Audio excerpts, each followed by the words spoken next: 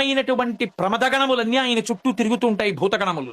తామస ప్రమద భూతనాథుండు, అస్థి భూషణుండు, భూతిలిప్తుండు, ఒంటికి శవభస్మ రాసుకుని ఉంటాడు. దానికి తోడు అస్థిభూషణుండు, పుర్రెలమాల ఎముకలమాల మెళ్ళో వేసుకుంటాడు. ఇవన్నీ చాలవన్నట్లు ఉగ్ర పరేత భూ నికేతనుండు, శ్మశానంలో తిరుగాడుతుంటాడు.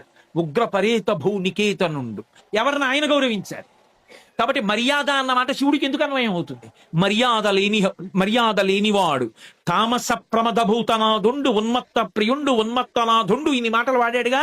అన్ని కలిపేసి ఒక మాట చెప్పేస్తాను. చతుర్ముఖ బ్రహ్మగారు ఈ సృష్టిని అంతటినీ చేశాడు. చేసినప్పుడు ఏమైందంటే ఉగ్రమైనటువంటి భూతములు, పిశాచములు ఇవన్నీ కూడా లేచాయి. ఇవన్నీ ఎక్కడ ఉంటాయంటే శ్మశానంలో ఉంటాయి. ఇవన్నీ ఏం చేస్తాయంటే అసుర సంధ్య వేళ దాటిపోతే వాటికి ఆనుకూల్యత, అవి వెళ్ళచ్చు ఊళ్ళోకి. అందుకే విషక్రిములన్నీ సూర్యాస్తమయం తర్వాత లేవాలి అని ఈశ్వర నిర్ణయం.